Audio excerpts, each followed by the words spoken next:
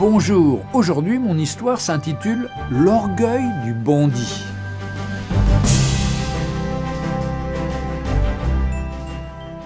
En Amérique du Sud, dans un certain pays, il y avait un homme qui s'était enrichi grâce au trafic de la drogue. Ses nombreux crimes concernaient essentiellement ses concurrents qu'il n'hésitait pas à tuer. Mais à chaque fois qu'il comparaissait au tribunal, il était toujours innocenté. Son secret ? Il avait un très bon avocat. Ce dernier était capable de convaincre n'importe quel jury de l'innocence de son client, quel que soit le crime dont il était accusé. Après chaque procès remporté, l'avocat exhortait son client d'abandonner ses crimes et de changer. Ce dernier rétorquait « Je te paie pour me défendre, pas pour me conseiller ». Un jour, il fit tuer un homme qui courtisait sa femme. La punition pour ce crime était la réclusion à perpétuité ou la condamnation à mort. Lorsque l'affaire fut appelée devant la cour, il appela son avocat qui, une fois de plus, convaincut le jury de l'innocence de son client. En effet, bien que l'affaire fût difficile et malgré de nombreux témoignages et de preuves, il gagna le procès et son client rentra chez lui tranquillement. Comme d'habitude, l'avocat conseilla le client « Cher ami, il se peut qu'un jour je ne sois pas là. Pour toi, change ton attitude. Et attention, je suis ton patron et non ton fils. Va donner tes conseils ailleurs, lui répondit son riche client avec orgueil. Un jour, il récidiva en tuant un pasteur qui militait contre le trafic des drogues.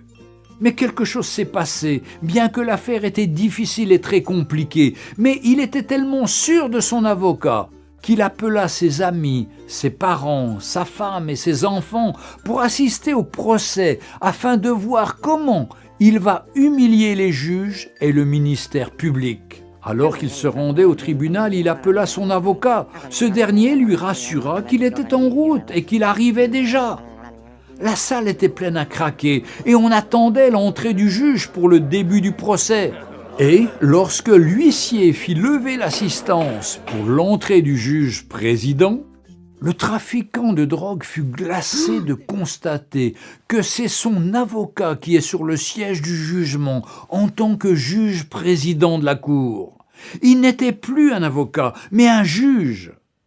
Lorsqu'on annonça l'ouverture du procès, le juge leva la tête et dit « Hier, j'étais votre avocat, donc je me suis battu pour vous, même lorsque vous étiez coupable. Mais aujourd'hui, je suis un juge et mon jugement doit être équitable. » Les larmes aux yeux, l'homme riche supplia le juge, mais celui-ci lui répondit « Tu as eu ta chance lorsque je te donnais des conseils, mais tu ne m'as jamais écouté et tu n'as jamais changé de vie. Désormais, tu subiras la rigueur de la loi. » L'homme fut condamné à mort pour assassinat et trafic de drogue. Chers amis, toi qui pratiques le péché, le mensonge, l'hypocrisie, la fornication, les meurtres, l'animosité, les querelles, l'occultisme, l'alcoolisme, etc., etc., aujourd'hui, Jésus-Christ est ton avocat auprès du Père. Il te conseille de changer, de te repentir, de te convertir avant qu'il ne soit trop tard et que tu rejettes sa voix. Mais un jour, il reviendra comme un juge et rendra à chacun selon ses œuvres. Il te dira « Hier j'étais ton sauveur, mais maintenant je suis ton juge. » Aujourd'hui, Jésus-Christ est notre avocat et rédempteur, mais le jour viendra où il jugera chacun équitablement. Jésus-Christ revient bientôt. Retrouvez Un jour une histoire sur www.365histoire.com.